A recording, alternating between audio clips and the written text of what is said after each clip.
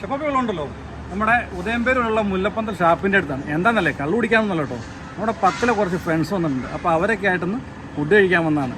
2003 ബാച്ചാണേ. പറ്റും, നമ്മളെ കൊണ്ട് പറ്റും. ഈ ഷാപ്പ് എത്രതിന് തൊട്ട് മുമ്പാട്ടോ അവരുടെ പാർക്കിംഗ്. അവിടെ വണ്ടിയൊക്കെ പാർക്ക് ചെയ്ത് 2 മിനിറ്റ് നടന്നാണ് നമ്മളിവിടെ എത്തിയത്. ഈ എറണാകുളത്ത് ഇതിലും ഫേമസ് ആയിട്ട് വേറെ ഏതെങ്കിലും ഷാപ്പ് ഉണ്ടെന്ന് എനിക്കറിയില്ല. നിങ്ങൾക്കറിയാമെങ്കിൽ ഒന്ന് കമന്റ് ചെയ്യണേ. അടുത്തവണത്തെ പാർട്ടി അവിടെ വെച്ച് നടത്താലോ. ഈ മുറ്റത്ത് കാണുന്ന മുല്ല പടർന്നു പന്തലിച്ച് ഈ ഷാപ്പിന്റെ മുകളിലേക്ക് കിടക്കണോണ്ടായിരിക്കും കേട്ടോ ഇതിന് മുല്ലപ്പന്തൽ എന്നുള്ള പേര് വന്നത്. ഇവിടെ വരുന്നതിൽ ഭൂരിഭാഗം ഫാമിലി ആയിട്ടാണ്, അല്ലെങ്കിൽ ഇതുപോലെ പാർട്ടി ആയിട്ടും. കാരണം ഇവിടുത്തെ ഫുഡ് ആട്ടോ ഒരു രക്ഷയില്ല. അതുകൊണ്ട് തന്നെ 20, 10, 5 ഒക്കെ ആയിട്ട് ആൾക്കാർക്ക് ഇരിക്കാവുന്ന രീതിയിൽ ഫാമിലി റൂമായിട്ടാണ് ഇവിടെ തിരിച്ചിരിക്കുന്നത്. നല്ല തിരക്കായതുകൊണ്ട് 10-15 മിനിറ്റ് വെയിറ്റ് ചെയ്തതിന് ശേഷം കേട്ടോ നമുക്കൊരു റൂം കിട്ടിയത്.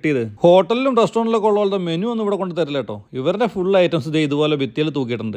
ഈ ചോറിന്റെ ഐറ്റംസ് ഒക്കെ അങ്ങ് ഒഴിവാക്കിയിട്ട് ബാക്കി ഒരുമാതിരിപ്പെട്ട എല്ലാ നാടൻ ഫുഡും ഇവിടെ അവൈലബിൾ ആട്ടോ.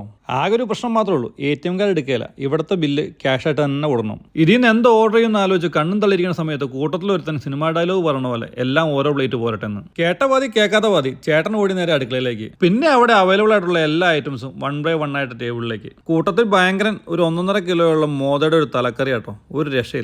അടുക്കളയിൽ നിന്നുള്ള പ്രവാഹം നിലയ്ക്കാതെ വന്നു. ഇപ്പൊ ചേട്ടനെ വിളിച്ച് കാര്യം പറഞ്ഞു. ചേട്ടാ ഇനി ടേബിളിൽ വെക്കാൻ സ്ഥലമില്ല, വയറും നിറഞ്ഞു മനസ്സും നിറഞ്ഞു, ഇനി മതി. അപ്പൊ ചേട്ടൻ പറയുക, അടി തുടങ്ങിയിട്ടില്ല, വടി വെട്ടാൻ പോയിട്ടുള്ളൂ, ഇനിയുണ്ട് ഒരു 10-12 ഐറ്റംസ്. എന്തായാലും ബാക്കിയുള്ളത് പിന്നെ ട്രൈ ചെയ്യാന്ന് പറഞ്ഞ് നമ്മൾ പരിപാടി നിർത്തി. ഞാൻ കഴിച്ച നല്ല കപ്പപ്പുഴുക്കും കൂടെ നല്ല മീൻ തലക്കറി. 1.5 കിലോ മീൻ തല എവിടെ പോയെന്നറിയില്ല, ആകെ കുറച്ച് മുള്ളു മാത്രം ബാക്കിയുണ്ടായിരുന്നു. എല്ലാ ഫുഡും ഒന്നിനൊന്നും മെച്ചം. ഇതുകൊണ്ട് തന്നെ കേട്ടോ കള്ളു പോലും കുടിക്കാതെ ഫുഡ് കഴിക്കാൻ വേണ്ടി മാത്രം വണ്ടിയും വിളിച്ച ആളുകൾ ഇങ്ങോട്ട് വരുന്നത്. അങ്ങനെ ഫുഡൊക്കെ കഴിച്ച് അവിടെ നിന്ന് ഇറങ്ങി നേരെ ഹിൽ പാലസിലേക്ക്. കഴിഞ്ഞ തവണ നമ്മൾ അവിടെ ആട്ടോ കൂടിയത്.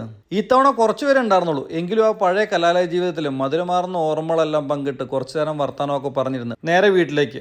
എന്നാൽ പിന്നെ വീഡിയോ ഇഷ്ടപ്പെട്ടുണ്ടെങ്കിൽ ലൈക്ക് ചെയ്യണം, ഷെയർ ചെയ്യണം. പിന്നെ നമ്മുടെ ചാനലൊന്ന് സബ്സ്ക്രൈബ് ചെയ്ത് സപ്പോർട്ടും ചെയ്യണേ. പിന്നെ ആ ബെല്ലോടെ ഞെക്കി വെച്ചാലുള്ള ഗുണം എന്ന് പറഞ്ഞിട്ടുണ്ടെങ്കിൽ എല്ലാ ഒന്നിലോട്ടുള്ള ദിവസങ്ങളിലും നമ്മൾ അപ്ലോഡ് ചെയ്യുന്ന കിടിലൻ റെസിപ്പീസിന്റെ ഷോർട്സിന്റെ നോട്ടിഫിക്കേഷൻ അപ്പം തന്നെ നിങ്ങൾക്ക് കിട്ടുകയും ചെയ്യും. താങ്ക്